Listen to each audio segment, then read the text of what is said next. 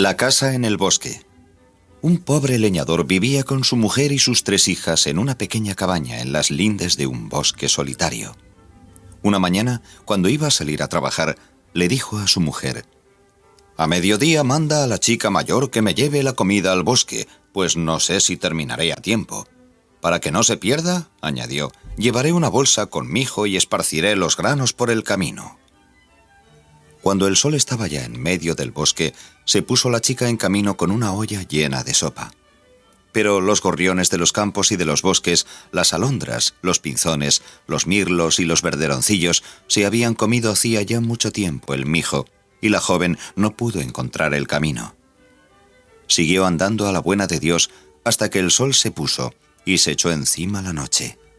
Los árboles susurraban, las lechuzas roncaban, y ella comenzó a tener miedo. De pronto vislumbró en la lejanía una luz que titilaba entre los árboles. «Allí debe de vivir gente», pensó, «y podrán darme cobijo por esta noche». Y se dirigió hacia donde brillaba la luz. No mucho después llegó a una casa cuyas ventanas estaban iluminadas. Llamó, y una voz ronca dijo desde dentro de la casa: «¡Pase!». La muchacha entró en el vestíbulo oscuro y llamó a la puerta de la habitación. «¡Pase ya de una vez!», gritó la voz. Abrió y se encontró con un hombrecillo de color gris acero en la mesa, el cual tenía la cabeza entre las manos y su barba le caía sobre la mesa casi hasta el suelo. Al lado de la estufa había 3 animales, una gallinita, un gallito y una vaca con la piel a manchas. La muchacha le contó al anciano lo que le había pasado y le pidió cobijo para pasar la noche. El hombrecito dijo: «Gallinita hermosa, tú, gallito hermoso, vaca de colores, ¿qué opináis vosotros?». «Dux», contestaron los animales, lo cual quería decir sin duda: «nos parece bien». Luego el anciano prosiguió: «Aquí tienes de todo en abundancia. Ve afuera a la lumbre y prepáranos la cena». La muchacha encontró de todo en la cocina e hizo una buena cena, pero no pensó para nada en los animales. Llevó la fuente llena a la mesa, se sentó al lado del hombre gris, comió y sació su hambre.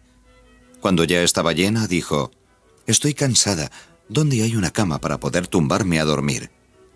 Los animales contestaron: «Puesto que para los 2 solamente has hecho cena y en nosotros no has pensado, tú verás dónde te acuestas».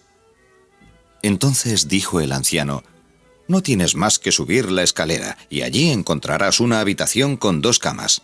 Múllelas y pon sábanas blancas, que luego iré a dormir». La muchacha subió, y nada más mullir y hacer las camas, se echó sin esperar al anciano. Poco después llegó éste, alumbró a la muchacha con la luz y meneó la cabeza. Al ver que estaba profundamente dormida, abrió una trampilla y la dejó caer al sótano. El leñador llegó bien entrada la tarde a su casa y le reprochó a su mujer que lo hubiera tenido sin comer todo el día. «¿Y qué culpa tengo yo?», contestó ella. «La muchacha ha salido con la comida, tiene que haberse perdido, ya volverá mañana». Antes de que se hiciera de día, se levantó el campesino para ir al bosque y pidió que la segunda hija le llevara la comida. «Cogeré una bolsa con lentejas», dijo, «los granos son más grandes que los de mijo y la muchacha podrá verlos mejor y así no se equivocará de camino». A mediodía salió la muchacha con la comida, pero las lentejas habían desaparecido. Los pájaros del bosque se las habían comido como el día anterior sin dejar ni una. La muchacha dio vueltas por el bosque hasta que se hizo de noche y llegó igualmente a casa del anciano. La dejaron pasar y pidió comida y cobijo. El hombre de la barba blanca preguntó de nuevo a los animales: «Gallinita hermosa, tú, gallito hermoso, vaca de colores, ¿qué opináis vosotros?». Los animales volvieron a contestar: «Dux». Pasó lo mismo que el día anterior. La muchacha preparó una buena comida, comió y bebió con el anciano y no se preocupó para nada de los animales. Cuando preguntó por la cama le contestaron: «Puesto que para los 2 solamente has hecho cena y en nosotros no has pensado, tú verás dónde te acuestas». Cuando llegó el anciano ya se había dormido. El viejo la observó meneando la cabeza y la hizo caer al sótano.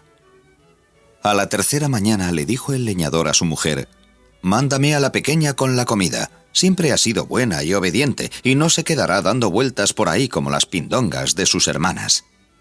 La madre no quería y dijo: ¿Es que también voy a quedarme sin mi hija más querida?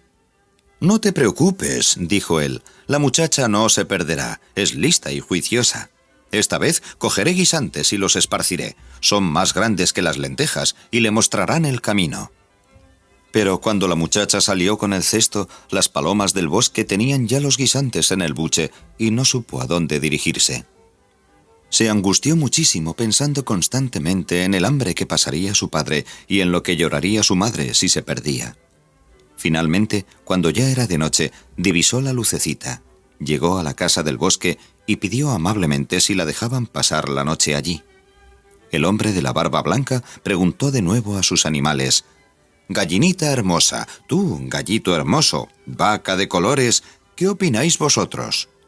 «Dux», dijeron ellos.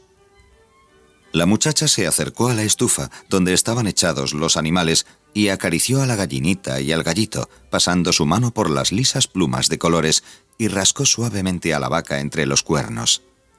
El anciano la mandó a hacer la cena y ella, después de haber preparado una buena sopa, puso la fuente en la mesa y dijo: «No puedo ponerme a cenar y dejar a estos animalitos sin nada. Afuera hay cosas en abundancia, así que primero me ocuparé de ellos». Salió y trajo cebada para el gallito y la gallinita y una buena brazada de heno bien oliente para la vaca. «Que os aproveche, queridos animales», dijo, «y si tenéis sed, también os daré un trago de agua fresca». Trajo pues un cubo lleno de agua, y el gallito y la gallinita, desde el borde, metían el pico y luego mantenían la cabeza en alto, tal como beben las aves, y la vaca de colores se echó también un buen trago. Cuando hubo dado de comer a los animales, la muchacha se sentó a la mesa con el anciano y comió lo que él había dejado. Poco después, comenzaron la gallinita y el gallito a meter la cabeza bajo el ala y a la vaca de colores se le cerraban los ojos. Entonces dijo la muchacha: «¿No deberíamos irnos a descansar?» «Gallinita hermosa, tú, gallito hermoso, vaca de colores, ¿qué opináis vosotros?» Los animales contestaron: «Dux, puesto que para nosotros has hecho también la cena y en nosotros has pensado, que descanses, niña bella». La muchacha subió las escaleras, mullió los cojines de plumas e hizo la cama con sábanas de lino limpias. Cuando terminó, llegó el anciano, se echó en una cama y su blanca barba le llegaba hasta los pies. La muchacha se echó en la otra y se durmió. Durmió tranquila hasta medianoche. De pronto se produjo un gran ruido en la casa que despertó a la muchacha. Comenzó a crujir y chirriar por doquier. La puerta se abrió de golpe y dio contra la pared. Las vigas resonaron como si estuvieran arrancándolas de sus junturas y parecía como si se derrumbara la escalera y se desplomara todo el tejado. Pero de pronto reinó de nuevo el silencio y a la muchacha no le pasó nada malo, por lo que ella siguió acostada tranquilamente y se durmió otra vez. Mas cuando a la mañana siguiente se despertó, a plena luz del día, ¿qué fue lo que vieron sus ojos? Estaba en una gran sala y a su alrededor todo era muy lujoso. En las paredes crecían sobre un fondo de seda verde flores doradas. La cama era de marfil. El techo de terciopelo rojo y a su lado, en una silla, había un par de sandalias tejidas con perlas.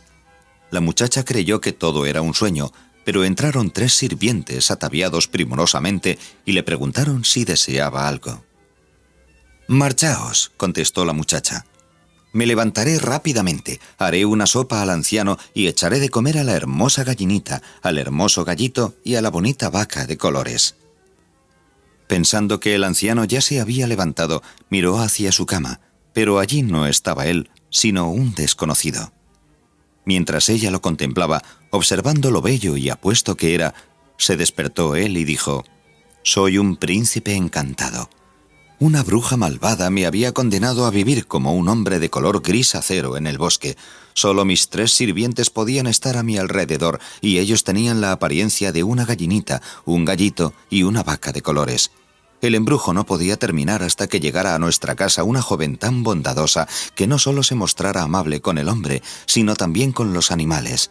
Y esa has sido tú. Esta noche Tú nos has liberado y la casa del bosque se ha transformado otra vez en un palacio real». En cuanto se levantaron, el príncipe dijo a los 3 sirvientes que fueran a buscar al padre y a la madre de la doncella para la boda. «Pero, ¿dónde están mis hermanas?», preguntó la muchacha. «Las he encerrado en el sótano. Mañana serán conducidas al bosque y servirán en casa de un carbonero hasta que se hayan enmendado y no dejen pasar hambre a los pobres animales».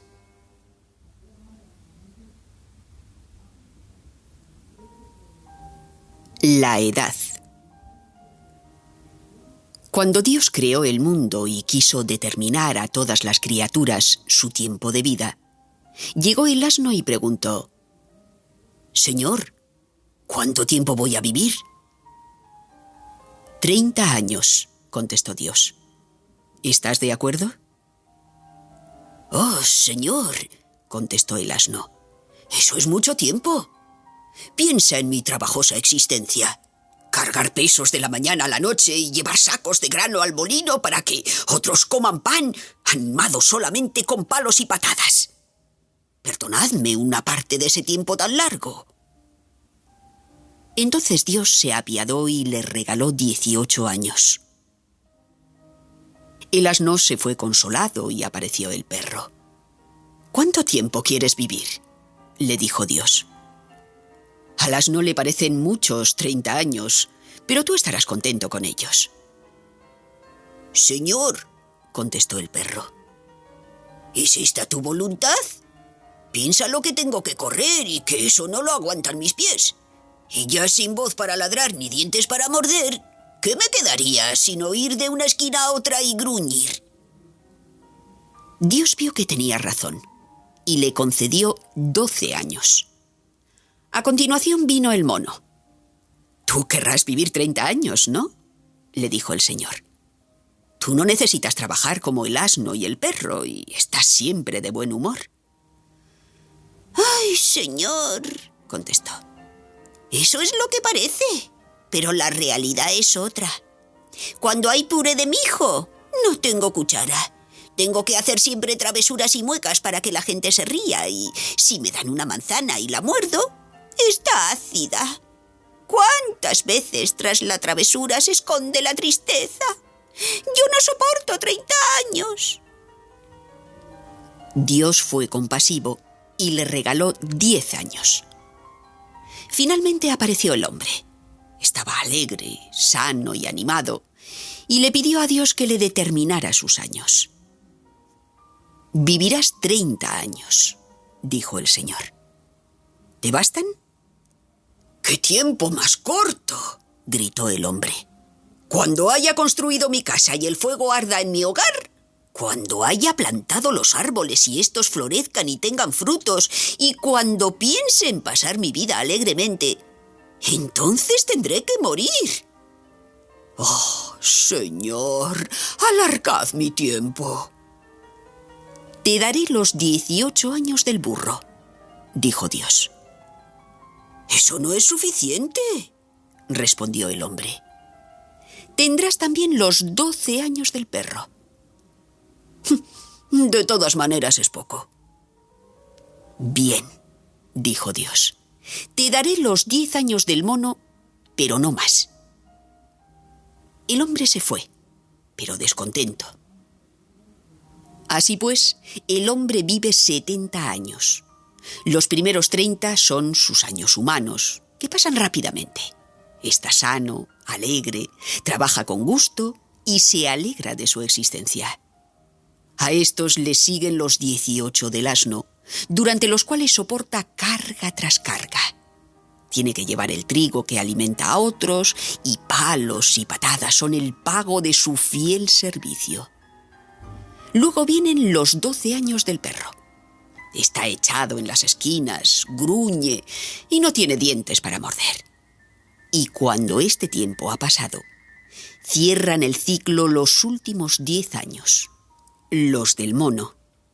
Entonces el hombre anda mal de la cabeza, un poco ido, hace cosas chistosas y se convierte en la burla de los niños.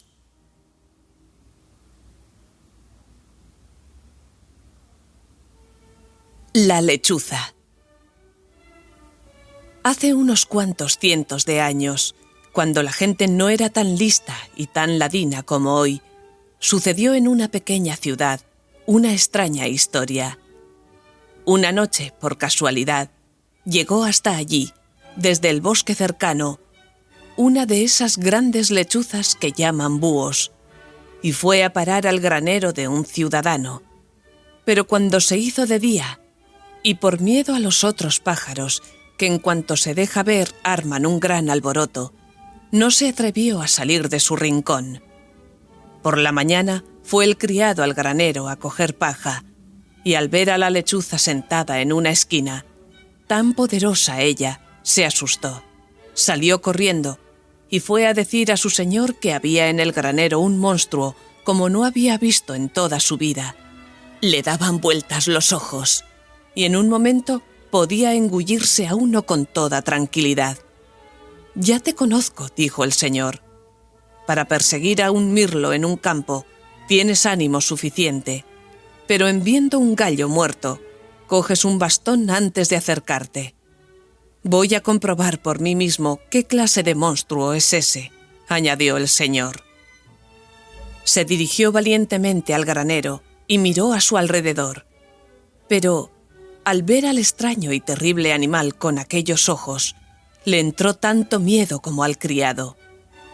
Dando unos cuantos saltos, salió y fue a buscar a su vecino, pidiéndole encarecidamente que le ayudara contra un animal desconocido y peligroso. Sin duda, podría poner a la ciudad en peligro si salía del granero donde estaba. En todas las calles se originó gran ruido y alboroto. Los ciudadanos llegaron con pinchos, horcas, guadañas y hachas, como si fueran a luchar con el enemigo. Finalmente, aparecieron también los señores del concejo con el alcalde a la cabeza. Cuando se hubieron ordenado en el mercado, se dirigieron al granero y lo rodearon por todas partes. Luego se adelantó uno de los más valientes con una pica en alto y entró, pero salió rápidamente dando un grito, pálido como la muerte y sin poder pronunciar una palabra. Todavía se atrevieron a entrar otros dos, pero no les fue mejor. Finalmente, se destacó un hombre alto y fuerte, conocido por sus hazañas guerreras, y dijo: «Con mirar al monstruo no vais a lograr que huya. Aquí hay que obrar con seriedad. Pero veo que todos os habéis vuelto mujeres, y nadie quiere hincar el diente a la presa». Pidió una armadura, espada y pica, y se armó. Todos alabaron su valentía, aunque muchos temían por su vida. Abrieron las dos puertas del granero y vieron a la lechuza, que entretanto se había colocado en una de las vigas transversales. Trajeron una escalera, la colocó y se dispuso a subir, mientras todos le gritaban que se portara como un hombre, y le encomendaron a San Jorge, que había matado al dragón. Cuando llegó arriba, vio que se acercaba a él la lechuza, la cual, aturdida también por el gentío y los gritos de la gente, y no sabiendo dónde ir, empezó a volver los ojos, erizó las plumas, abrió las alas, movió el pico y dejó oír con voz bronca su «¡Ataca! ¡Ataca!», le gritaba la multitud al héroe valiente. «El que estuviera donde estoy yo no gritaría «ataca», respondió él. Con todo, puso el pie un escalón más alto, pero comenzó a temblar de tal modo que se dio la vuelta casi desmayado. Ya no quedaba nadie que quisiera aventurarse. «El monstruo», decían, «ha envenenado con su aliento al hombre más fuerte que había entre nosotros y lo ha herido de muerte. ¿Debemos los demás arriesgar nuestras vidas?». Deliberaron lo que había que hacer para que no fuera destruida toda la ciudad. Durante mucho tiempo, todo pareció inútil, hasta que el alcalde encontró una salida. «Mi opinión es que, de una bolsa común, le paguemos al propietario de este granero con todo lo que hay dentro, trigo, paja y heno, para no causarle perjuicio, y luego quemar todo el edificio con ese tremendo animal dentro. Así nadie pondrá en peligro su vida. No debemos escatimar esfuerzos, y la tacañería sería un mal remedio. Todos le dieron la razón, así que prendieron el granero por los 4 costados, y con él se quemó la lechuza de forma lastimosa. Y el que no se lo crea, que vaya y pregunte. La liebre y el erizo. Esta historia, muchachos, parece mentira, pero es verdad, puesto que mi abuelo, que me la contó a mí, solía decir siempre que me la relataba: «Verdad, debe ser verdad, hijo mío, si no, no se podría contar». Pero veamos la historia. Una mañana de domingo en plena época de cosecha, justo cuando estaba en flor el alforfón, el sol apareció espléndidamente en el cielo. La brisa de la mañana pasaba por encima de los rastrojos. Las golondrinas cantaban en el aire. Las abejas zumbaban en el alforfón. La gente iba a misa vestida de domingo y todas las criaturas de Dios estaban contentas, incluso el erizo.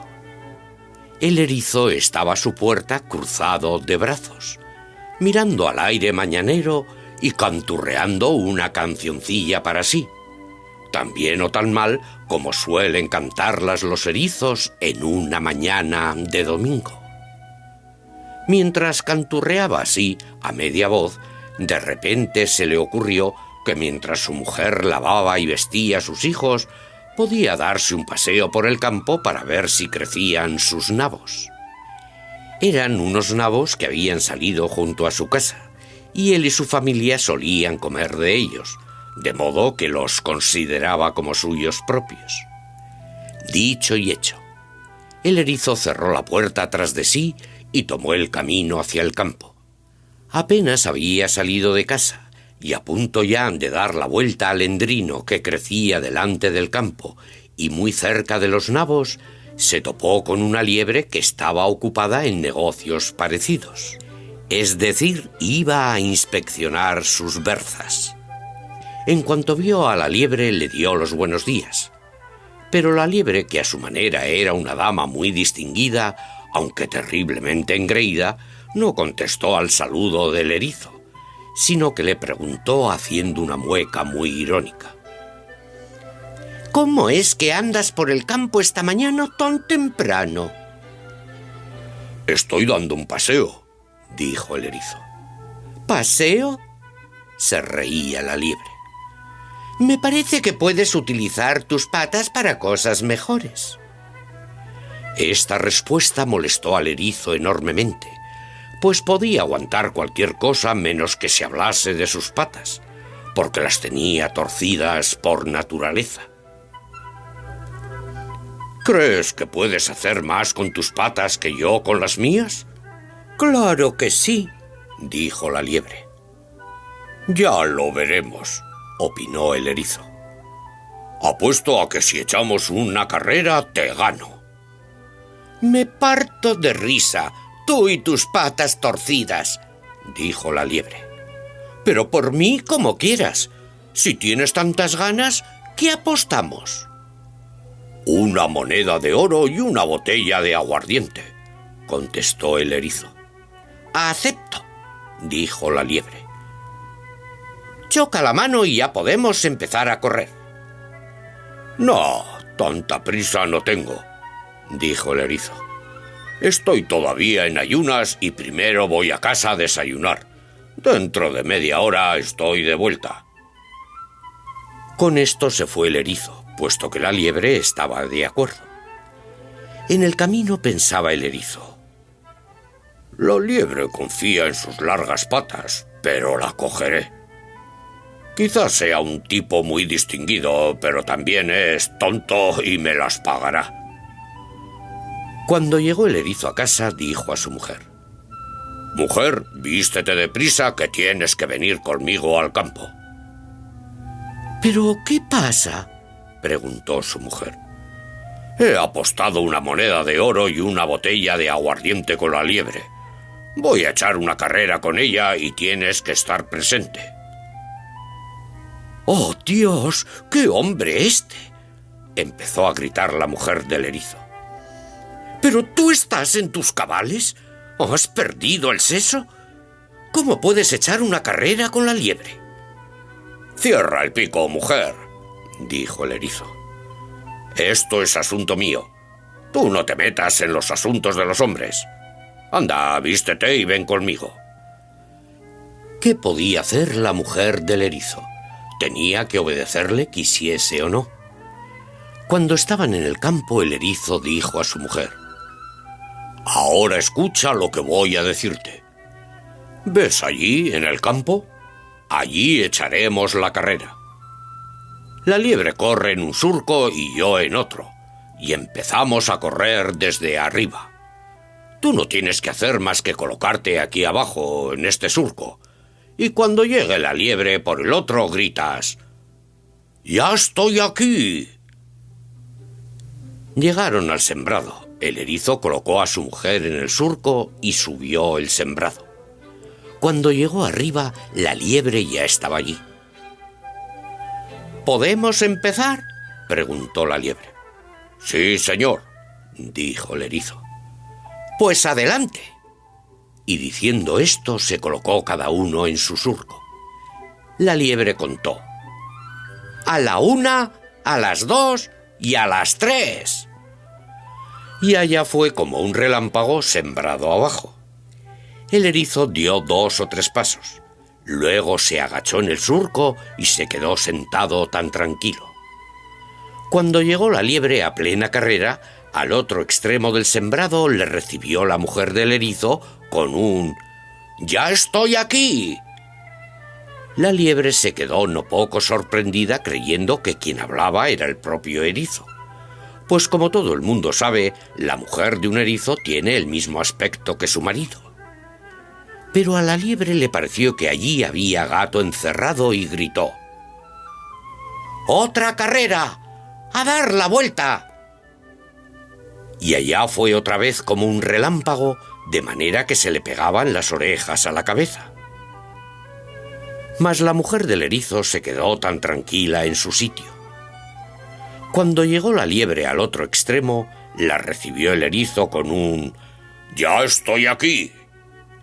Pero la liebre gritó fuera de sí de rabia: ¡Otra carrera! ¡A dar la vuelta! Desde luego, contestó el erizo. Por mí tantas veces como quieras. Así que la liebre corrió 73 veces y el erizo aguantó. Cada vez que la liebre llegaba abajo o arriba, le decían el erizo o su mujer: «Ya estoy aquí». A la 74 vez, sin embargo, la liebre no llegó al final. Cayó de bruces en medio del sembrado, echando sangre por la boca, y se quedó allí. El erizo tomó su moneda de oro ganada y la botella de aguardiente. Llamó a su mujer, que aún estaba en el surco. Ambos se fueron muy contentos a casa, y si no han muerto, viven todavía. Fue en la landa de Buxtehude donde el erizo reventó a una liebre en una carrera con él, y desde entonces no se le ha vuelto a ocurrir a ninguna liebre echar una carrera con un erizo de Buxtehude. Este cuento tiene 2 moralejas. Primera, que nadie, por muy distinguido que se estime, debe burlarse del hombre humilde, aunque solo sea un erizo. Y segunda, que es aconsejable casarse con una mujer de la misma posición y del mismo aspecto. El que sea un erizo debe cuidar de que su mujer sea una eriza, y así sucesivamente.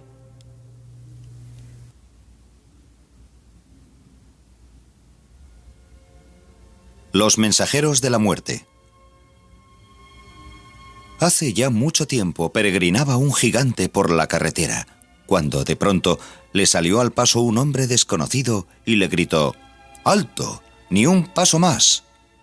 «¿Cómo?», dijo el gigante. «¿Quién eres tú para hablarme con tanto descaro, so enano? Como te agarre, te voy a triturar entre los dedos. Soy la muerte, contestó el otro. A mí no me contradice nadie y tú seguirás también mis órdenes. El gigante se negó y empezó a luchar con la muerte. Fue una lucha tremenda y finalmente el gigante ganó la partida. Le dio a la muerte tal puñetazo que se desplomó junto a una piedra. El gigante siguió su camino y la muerte permaneció allí vencida y estaba tan maltrecha y derrengada que no podía enderezarse de nuevo. «¿Qué saldrá de todo esto si me quedo tumbada en la esquina?», dijo. «No moriría nadie en el mundo y se llenaría de tantos hombres que no cabrían uno al lado del otro». Mientras tanto, llegó un joven por el camino cantando una canción y mirando de un lado a otro. Cuando vio al hombre medio desmayado, se aproximó compasivamente, lo levantó, le dio de su botella una bebida reconfortante y esperó hasta que hubiera recuperado de nuevo sus fuerzas. «¿Sabes quién soy yo y a quién has puesto en pie?», dijo el extranjero mientras se levantaba. «No», dijo el joven, «no te conozco». «Yo soy la muerte, no perdono a nadie y no puedo hacer contigo excepción. Pero para que veas que soy agradecida, te prometo que no caeré sobre ti de improviso, sino que te mandaré a mis mensajeros antes de venir a buscarte». «Bien», dijo el joven, «siempre es algo positivo saber cuándo llegas. Mientras tanto, estaré seguro de ti». Luego siguió su camino, alegre y de buen humor, y vivió al día. Pero la juventud y la alegría no duraron mucho tiempo.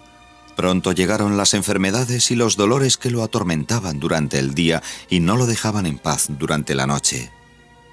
«No moriré», se dijo a sí mismo, «pues la muerte mandará en primer lugar a sus mensajeros, pero me gustaría que pasaran los malos días de la enfermedad».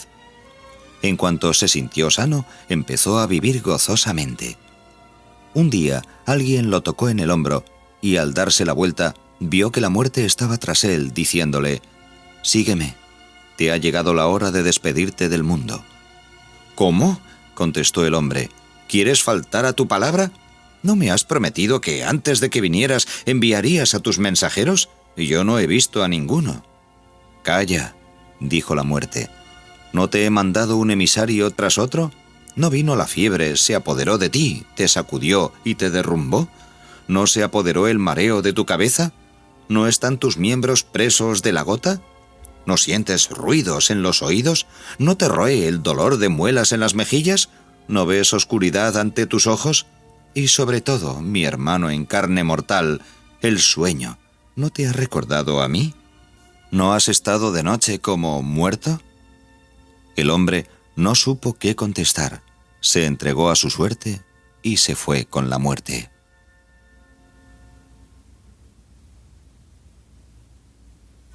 La platija.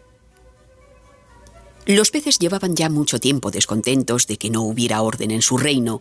Nadie prestaba atención a los demás, cada cual nadaba a derecha e izquierda, según le venía bien, no faltaba quien pasaba por medio de los que querían estar juntos, o se cerraban el paso y el más fuerte le daba un coletazo al más débil para que se apartara o se lo tragaba sin más ni más. Qué hermoso sería que tuviéramos un rey que ejerciera el derecho y la justicia entre nosotros, decían. Y se unieron para nombrar como su señor al que pasara más rápidamente entre las olas y ayudara al débil. Se colocaron en la orilla en fila. El lucio dio la señal con la cola y todos partieron. El lucio se lanzó como una flecha, y con él el arenque, el gobio, la perca, la carpa y todos los demás. También la platija nadaba y esperaba alcanzar la meta. De pronto sonó un grito. «¡El arenque es el primero! ¡El arenque es el primero!». «¿Quién va adelante?», dijo amargamente la platija, lisa y envidiosa, que se había quedado bastante rezagada. «¿Quién va adelante?». «¿El arenque? ¡El arenque!», fue la contestación. «¿El arenque desnudo?», dijo la envidiosa. «¿El arenque desnudo?».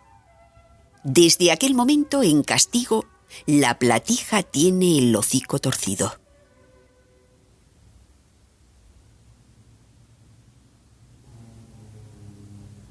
Los regalos del pueblecito. Un sastre y un orfebre que iban juntos peregrinando una tarde, cuando el sol ya se había puesto tras los montes, oyeron el sonido de una música lejana, que cada vez se oía con más claridad. Sonaba de forma extraña, pero tan graciosa, que olvidaron todo su cansancio y siguieron andando alegremente. Ya había salido la luna, cuando llegaron a una colina en la que vieron una gran cantidad de hombres y mujeres pequeñitos que, cogidos de la mano, daban vueltas en corro con gran gozo y alegría. Cantaban de la manera más agradable, y era la música que los caminantes habían oído. En medio estaba sentado un anciano, algo mayor que los otros, que llevaba una chaqueta de colores y cuya barba gris le colgaba sobre el pecho. Ambos se pararon llenos de admiración a contemplar la danza. El más viejo les hizo señas para que entraran en el corro, y el pueblecito abrió el corro gustosamente. El orfebre, que tenía una joroba y que como todos los jorobados era atrevido, se unió a ellos. Al sastre al principio le dio un poco de vergüenza y se quedó atrás, pero cuando vio lo que se divertían, se animó también. Rápidamente volvió a cerrarse el círculo, y los pequeños cantaron y danzaron, dando los mayores saltos. Sin embargo, el viejo cogió un amplio cuchillo que llevaba colgado en su cinturón, lo afiló, y cuando lo había afilado lo suficiente, miró hacia los dos extranjeros. A ellos les entró miedo, pero no les dio tiempo a reflexionar. El anciano cogió al orfebre y le rasuró a gran velocidad el pelo y la barba. Lo mismo hizo con el sastre. Sin embargo, su miedo desapareció cuando el anciano, nada más acabar, les golpeó amistosamente en la espalda, como si quisiera decir que habían hecho bien al dejar que pasara todo sin resistencia. Señaló con el dedo un montón de carbón e indicó con gestos que llenaran sus bolsillos con ello. Ambos obedecieron y prosiguieron su camino para buscar un albergue donde pasar la noche. Cuando llegaron al valle, la campana del monasterio vecino daba las 12. En un momento reinó el silencio, y de pronto todo desapareció, y allí no quedaba más que la colina desierta iluminada por la luna. Los dos caminantes encontraron un albergue y se taparon en su lecho de paja con sus chaquetas, pero estaban tan cansados que olvidaron sacar antes los carbones. Una gran presión sobre sus miembros los despertó antes de lo acostumbrado. Metieron las manos en los bolsillos y no podían dar crédito a sus ojos al ver que no estaban llenos de carbones, sino de oro puro. También les había crecido abundantemente el pelo y la barba. Los dos se habían hecho ricos, aunque el orfebre, siguiendo su ambicioso natural, se había llenado los bolsillos más que el sastre y tenía más que él. Pero un codicioso, cuando tiene mucho, quiere todavía más.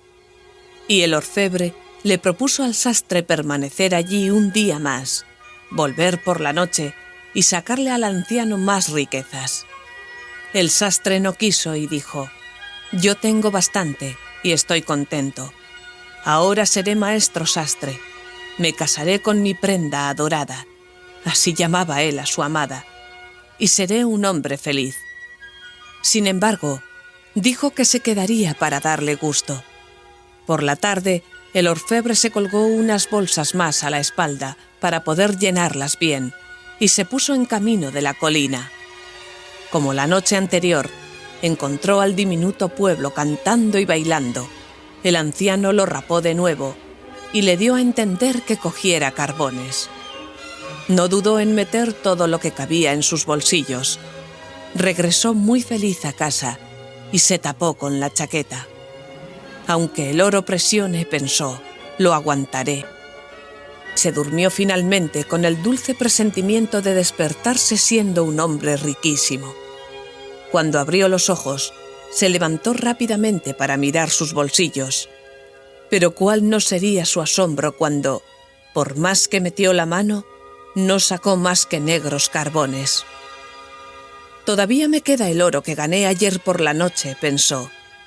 Lo trajo, pero su susto fue aún mayor al observar que también aquello se había convertido en carbón otra vez. Se dio un golpe con la mano negra y entonces notó que tenía la cabeza completamente pelada y lisa como la barba. Pero su infortunio no terminó ahí, sino que también notó que además de la joroba de la espalda, le había crecido otra mucho más grande en el pecho. Entonces reconoció el castigo de su gran codicia y empezó a llorar en voz alta. El buen sastre, que se había despertado a causa del llanto, consoló al desdichado lo mejor que supo, mientras le decía: «Hemos sido compañeros en nuestra peregrinación, así que seguiremos juntos y te daré parte de mis riquezas». Mantuvo su palabra, pero el pobre orfebre tuvo que llevar durante toda su vida las jorobas y cubrir su pelada cabeza con una boina.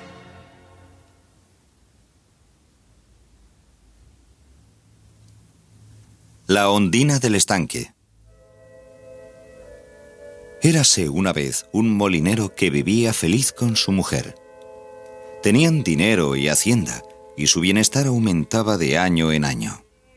Pero la desgracia puede llegar en cualquier momento, y del mismo modo que había crecido su hacienda, así fue desapareciendo de año en año, hasta que al final no podía decir que era suyo ni el molino donde estaba.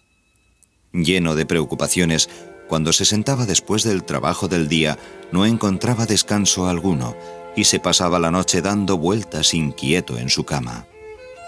Una mañana se levantó antes de amanecer y salió al campo pensando que aún pasaría algo que le ayudara a salir de tal situación. Cuando llegó al dique del molino, salía precisamente el primer rayo de sol y oyó un ruido en el estanque.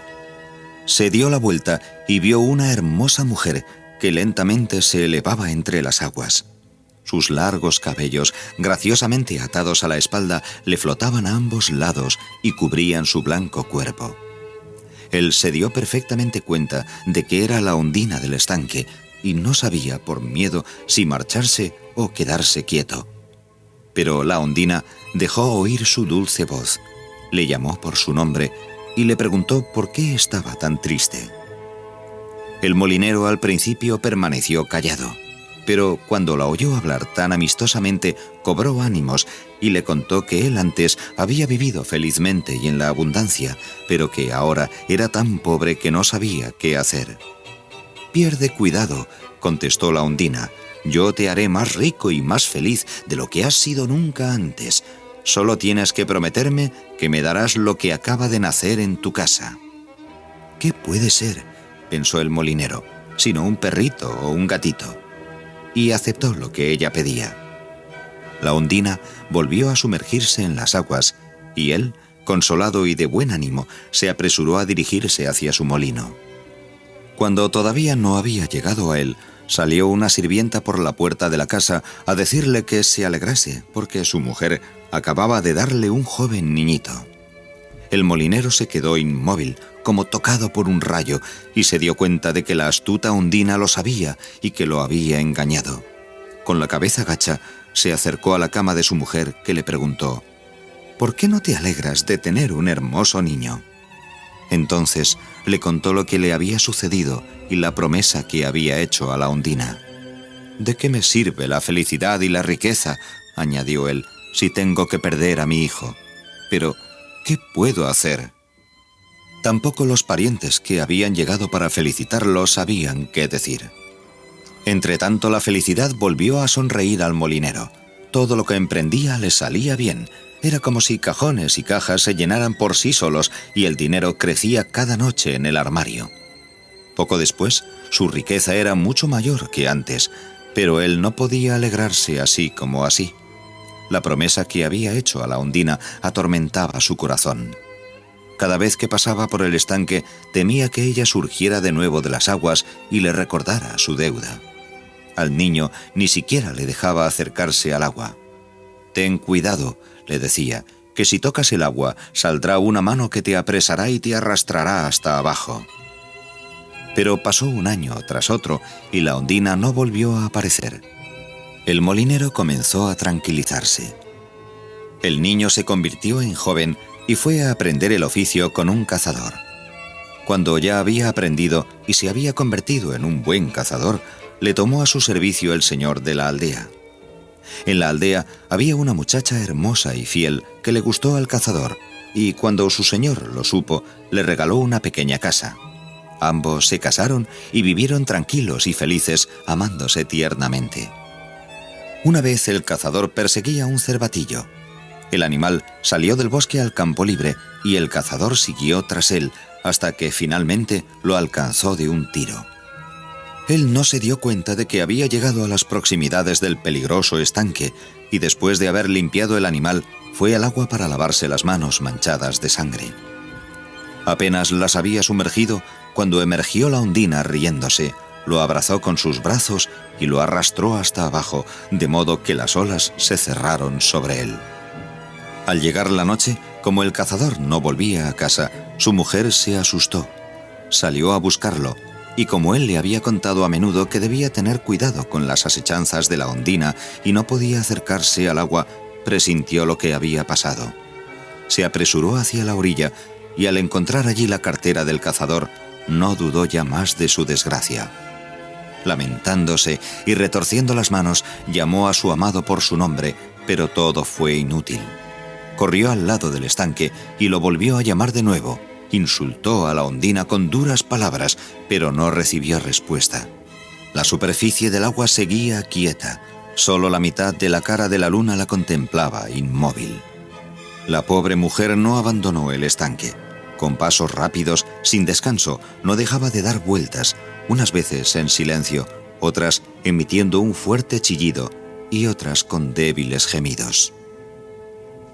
Finalmente sus fuerzas llegaron al límite y cayó al suelo quedándose profundamente dormida. Pronto tuvo un sueño. Subía por 2 grandes bloques de rocas llena de miedo.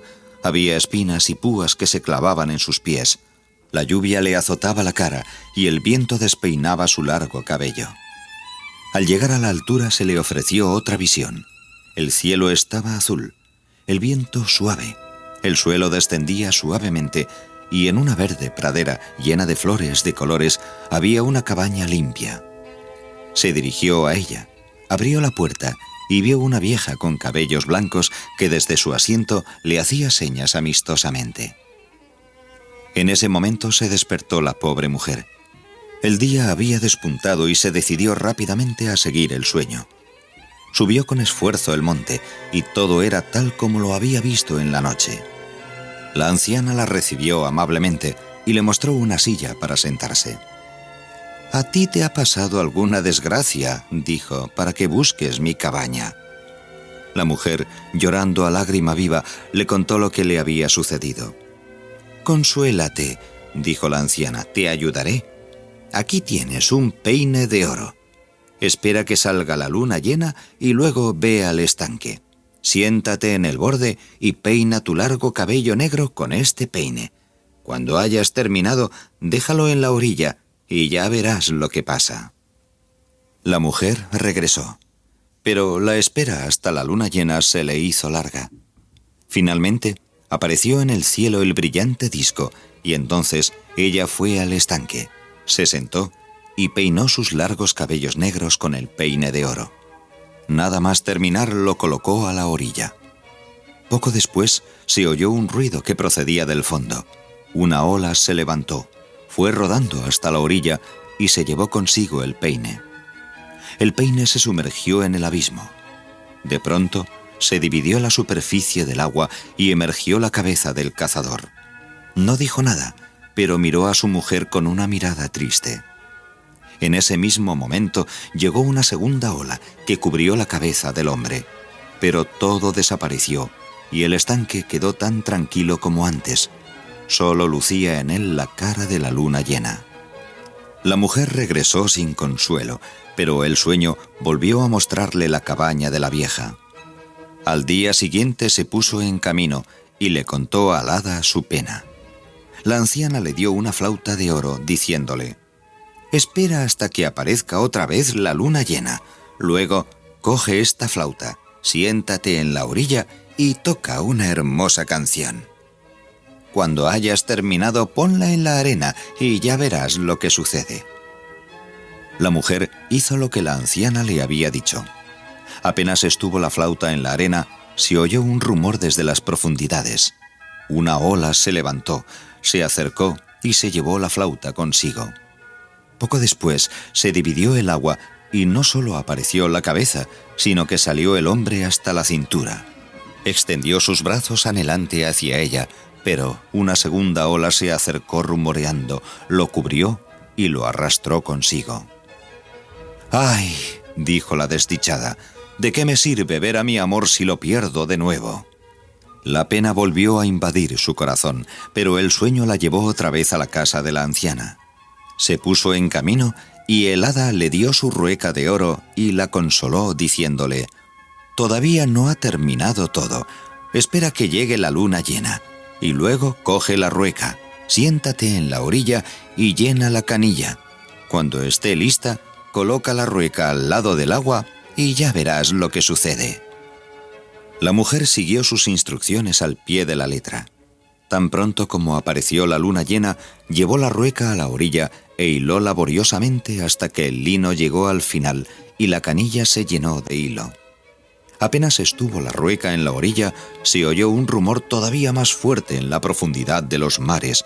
Se acercó una ola poderosa y se llevó consigo la rueca. Al punto salió del agua como un rayo la cabeza y todo el cuerpo del hombre. Saltó a la orilla rápidamente, cogió a su mujer por la mano y huyó. Pero apenas se habían alejado un trecho, se levantó con un tremendo rumor todo el estanque e inundó con gran fuerza todo el campo. Los fugitivos se vieron irremisiblemente perdidos, pero la mujer llamó entonces en su pánico a la anciana y en un momento quedaron transformados ella en rana y él en sapo. La riada que los había alcanzado no los podía matar, pero los separó y los alejó uno de otro. Cuando el agua se tranquilizó y ambos volvieron a pisar suelo seco, recobraron su figura humana. Pero ninguno sabía dónde estaba el otro. Se encontraban entre hombres desconocidos que no conocían su patria. Elevados montes y profundos valles había entre ellos. Para poder mantenerse tuvieron que cuidar ovejas.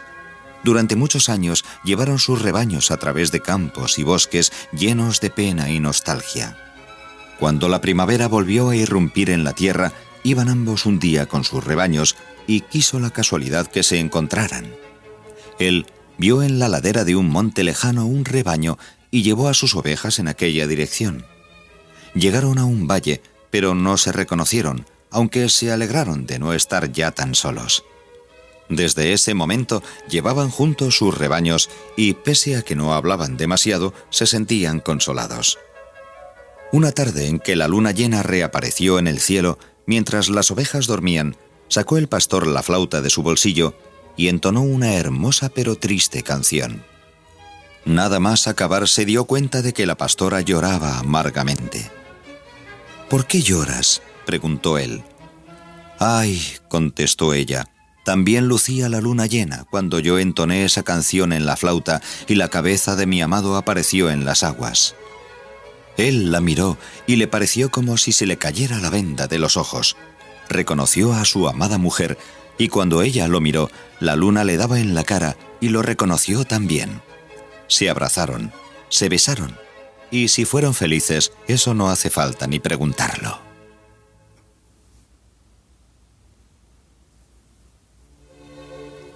Los desiguales hijos de Eva.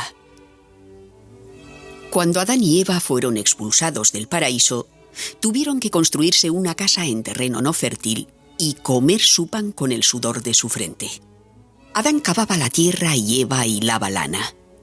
Eva traía cada año un hijo a la tierra, pero los niños eran desiguales. Unos eran hermosos y otros feos. Después de haber pasado un tiempo prudencial, envió Dios un ángel a ambos para decirles que vendría a ver su casa. Eva, alegre de que el Señor fuera tan bondadoso, Limpió la casa, la adornó con flores y esparció juncos en el pavimento. Luego trajo a sus hijos, pero solo a los hermosos. Los lavó y bañó, los peinó, les puso camisas limpias y les advirtió que fueran buenos y se portaran bien en presencia del Señor. Que se inclinaran ante él cortésmente, le dieran la mano y contestaran a sus preguntas con humildad y juicio. Los hijos feos no deberían dejarse ver. Uno se escondió bajo el heno, el otro bajo el tejado, el tercero en la paja, el cuarto en la estufa, el quinto en el sótano, el sexto bajo una cuba, el séptimo bajo un tonel de vino, el octavo bajo la vieja piel de Eva, el noveno y el décimo bajo el paño con que acostumbraba a hacer su ropa, y el undécimo y duodécimo bajo la piel de donde cortaba sus zapatos. Nada más acabar, llamaron a la puerta. Adán miró por una rendija y vio al Señor. Abrió respetuosamente y el Padre Celestial entró. Allí estaban los hijos hermosos en fila. Se inclinaron, le dieron la mano y se arrodillaron. El Señor comenzó a bendecirlos. Puso su mano sobre el primero y le dijo: «Tú serás un poderoso rey». Lo mismo al segundo: «Tú, un príncipe». Al tercero: «Tú, un conde». Al cuarto: «Tú, un caballero». Al quinto: «Tú, un noble». Al sexto: «Tú, un ciudadano». Al séptimo: «Tú, un comerciante». Al octavo: «Tú, un hombre sabio». Y les dio su bendición. Al ver Eva que el Señor era tan compasivo y misericordioso, pensó: «Voy a sacar a mis hijos deformes. Quizá también los bendiga a ellos». Así que corrió y sacó a sus hijos del heno, de la paja, de la estufa y de todos los lugares en donde se habían escondido. Entonces apareció la banda entera, grosera, sucia, tiñosa y tiznada. El Señor sonrió, los observó y dijo: «También quiero bendecir a estos». Y poniendo su mano sobre el primero le dijo: «Tú serás un campesino». Al segundo: «Tú, un pescador». Al tercero: «Tú, un herrero». Al cuarto: «Tú, un curtidor». Al quinto: «Tú, un tejedor».